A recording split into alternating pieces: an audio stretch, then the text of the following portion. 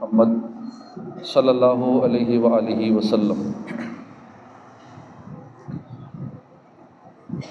جنت کے بارے میں ہم نے سنا تھا کہ ایسی عظیم الشان جگہ کہ جہاں صرف سکون ہی سکون ہے، چین ہی چین ہے، جہاں ہر خواہش پوری ہوگی، نعمتیں ہی نعمتیں ہیں، آرام ہی آرام ہوگا، اور سب سے بڑھ کر یہ کہ اللہ کا دیدار نصیب ہوگا۔ کھانے کس طرح کے ہوں گے اس کے بارے میں ہم نے سنا تھا، مشروب کیسے ہوں گے کہ ہر گھونٹ کی ایک الگ لذت ہوگی، ہر نوالے میں 70 ذائقے ہوں گے، جو چاہیں گے ملے گا، کوئی تکلیف نہیں ہوگی، پریشانی نہیں ہوگی، ہر خواہش پوری ہوگی۔ اب جنت ملے گی کیسے؟ جنت تک پہنچنے کے لیے کرنا کیا ہوگا؟ حدیث پاک میں ہے، جو بندہ اللہ پاک سے 3 مرتبہ جنت مانگے، روزانہ 3 مرتبہ جو اللہ پاک سے جنت مانگے، جنت کہتی ہے اللہم ادخلہ الجنہ، یا اللہ اس کو جنت میں داخل فرما۔ کتنا آسان کام ہے، 3 مرتبہ دعا کرنی، یا اللہ مجھے جنت عطا فرما دے، یا اللہ مجھے جنت میں داخلہ عطا فرما دے۔ توجہ نہیں ہوتی، بھول جاتے ہیں ہم۔ تو 3 مرتبہ روزانہ عادت بنا لیں جنت مانگنے کی، انشاءاللہ جنت نصیب ہوگی۔ ایک تو یہ عمل ہے جنت میں جانے کا، آسان سا عمل ہے۔ ایک اور عمل یہ ہے کہ حدیث پاک میں ہے، من تکفل لی ان لا یسأل الناس شیئا فاتکفل لہ بالجنہ، جو مجھے اس بات کی ضمانت دے دے کہ وہ کسی سے کچھ نہیں مانگے گا، میں اسے جنت کی ضمانت دیتا ہوں۔ حضرت ثوبان رضی اللہ عنہ صحابی رسول ہے، آپ نے جب یہ حضور کا فرمان سنا تو آپ کی یہ عادت مبارکہ ہو گئی کہ سواری پر بیٹھے ہوئے اگر چابک گر جاتا تو دوسرے سے نہیں کہتے تھے مجھے پکڑا دے، سواری سے نیچے اترتے، خود اٹھاتے تاکہ مجھے کسی سے کچھ کہنا نہ پڑے، سوال نہ کرنا پڑے۔ کتنا آسان کام ہے یہ بھی، بس کرنا یہ ہے سیلف ہیلپ، اپنی مدد آپ، یہ عادت بنانی ہے، یہ قانون اپنانا ہے۔ جو کچھ ضرورت کی چیزیں ہیں کوشش کریں اپنی خرید لیں، مانگنی نہ پڑے، سنبھال کے رکھیں۔ سفر پر جانا ہے تو سفر کی جو ضروریات ہیں وہ پوری رکھیں کہ راستے میں یا وہاں پہنچ کے کسی سے کچھ مانگنا نہ پڑے۔ یہاں تو لوگ حج عمرے پہ جاتے ہیں، وہاں بھی اوروں سے چیزیں مانگ رہے ہوتے ہیں کہ میں نیل کٹر لانا بھول گیا، آپ مجھے وہ دے دیں، میں سوئی لانا بھول گیا، آپ سوئی مجھے دے دیں، دھاگا میں میرے پاس نہیں ہے وہ مجھے دے دیں، اور بہت ساری چیزیں مانگ رہے ہوتے ہیں۔ جب سفر پہ جانا ہے تو اپنی ضرورت کا سارا سامان پہلے ہی سے تیار رکھیں، چاہے حج عمرے کا سفر ہو یا کوئی بھی سفر ہو، تو اپنی ضروریات کی چیزیں وہ ساتھ رکھیں، مانگنا نہ پڑے۔ ناحق سوال سے بھی بچیے، اور گھر میں بھی یہی کوشش ہونی چاہیے کہ کوئی چیز چاہیے، پانی چاہیے، خود اٹھ کے پانی پی لیں۔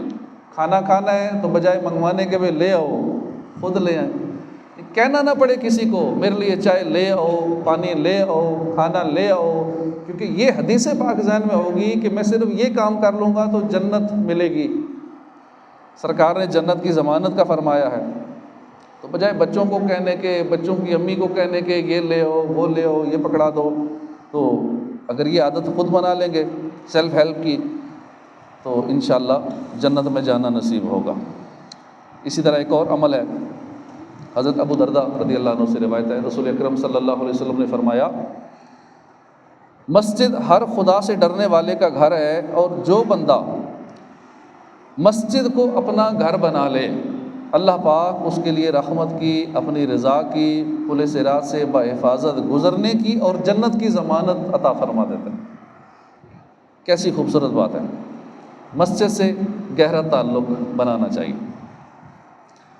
مگر افسوس آج کل لوگ مسجد سے تعلق ایسا بناتے ہیں جیسے مسافر خانہ، اذان ہوئی مسجد میں آئے، نماز پڑھی، چلے گئے۔ یہ بھی اقل قلیل ہے، بہت کم ہے، بہت تھوڑے لوگ ایسا کرتے۔ کتنے ایسے ہیں کہ جو بالکل نماز کی کیئر نہیں کرتے، پرواہ نہیں ہے نماز کی ہی، یہ تو چلو آتے تو ہیں نا، پڑھ کے چلے جاتے ہیں۔ بہت سارے آتے ہی نہیں ہیں، گھر میں ہوں گے، جہاں بھی ہوں گے، نماز ضائع کر دیں گے، پڑھنی نہیں ہے، مسجد ہی نہیں آنا۔ اللہ پاک توفیق بخشے ان کو۔ خیر جو نمازیں پڑھتے ہیں ان کا بھی حال یہ ہے کہ آئے نماز پڑھی چلتے بنے، جبکہ ہماری دکان ہمارا گھر اس کے ساتھ ہمارا تعلق کیسا ہے؟ بالکل اس کا الٹ ہے۔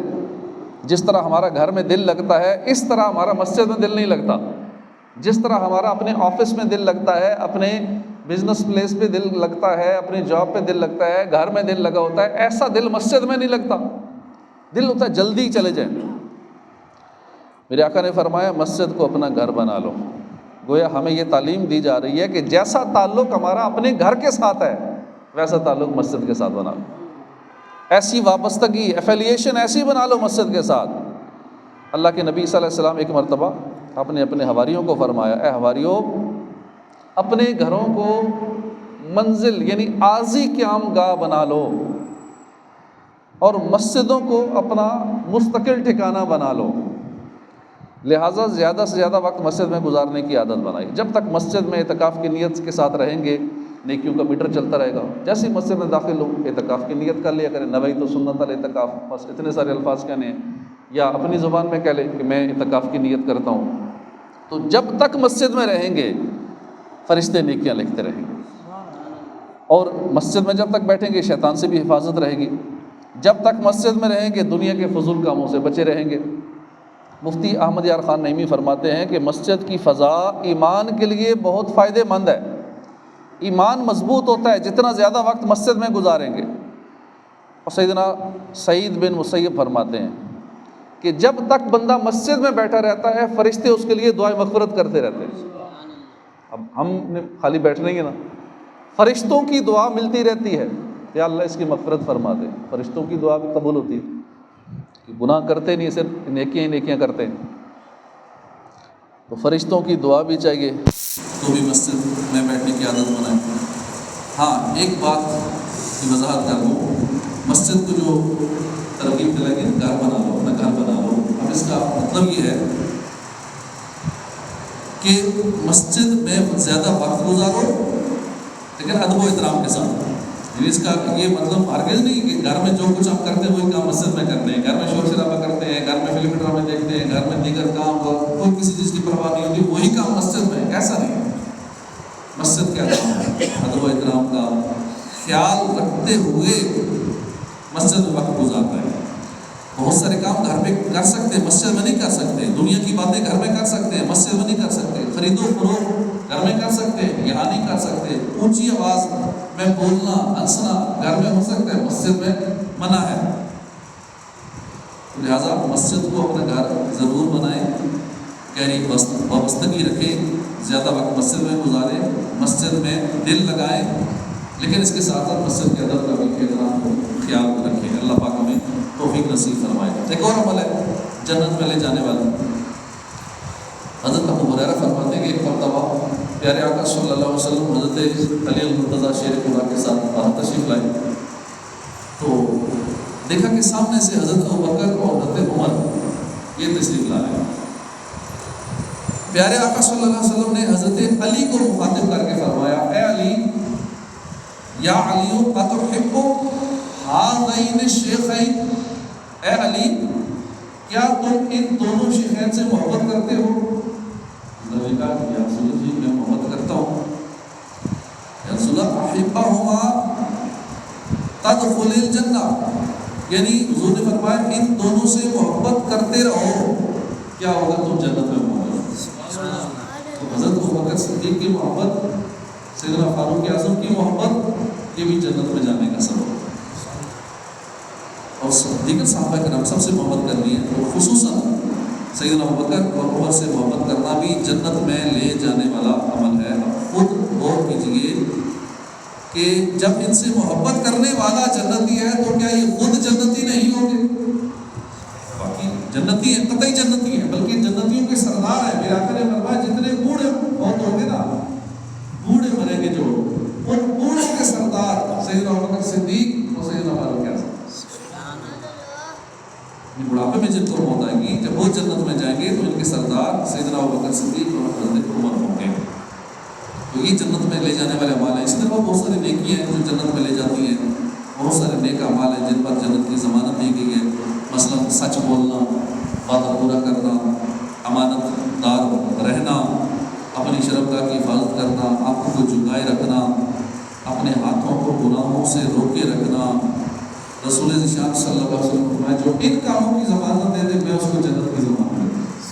ایک حدیث پاک ہے کہ مجھے 6 کاموں کی ضمانت دے دو میں تمہیں جنت کی ضمانت دیتا ہوں۔ کون سے 6 کام؟ نماز، زکوٰۃ، امانت، شرمگاہ کی حفاظت، پیٹ کو حرام سے بچانا اور زبان کو گناہوں سے بچانا۔ ان 6 کاموں کی ضمانت دے دو میں تمہیں جنت کی ضمانت دیتا ہوں۔ ایک حدیث پاک میں کہ جو بندہ روزانہ صبح یہ کلمات کہہ لے اللہ پاک اس کو جنت عطا فرمائے گا۔ نہیں، میرے آقا نے فرمایا کہ میں پھر اس کا ہاتھ پکڑ کر اس کو جنت میں لے جانے کا ضامن بنتا ہوں۔ آسان سے الفاظ ہیں، نہیں یاد تو یاد کر لینے چاہیے، میرے ساتھ مل کے پڑھ کے لیں۔ رضیت باللہ ربا وبالاسلام دینا وبمحمد نبیا۔ بس یہ اتنے سارے الفاظ ہیں۔ رضیت باللہ ربا وبالاسلام دینا وبمحمد نبیا۔ بس یہ الفاظ روزانہ جو صبح کہہ لے گا، حضور نے فرمایا میں اس کا ہاتھ پکڑ کر اس کو جنت میں لے جاؤں گا۔ اتنے آسان کام ہے جنت میں لے جانے والے۔ اللہ پاک عمل کی توفیق عطا فرمائے، آمین۔ جزاک اللہ خیر، صلی اللہ علیہ وسلم۔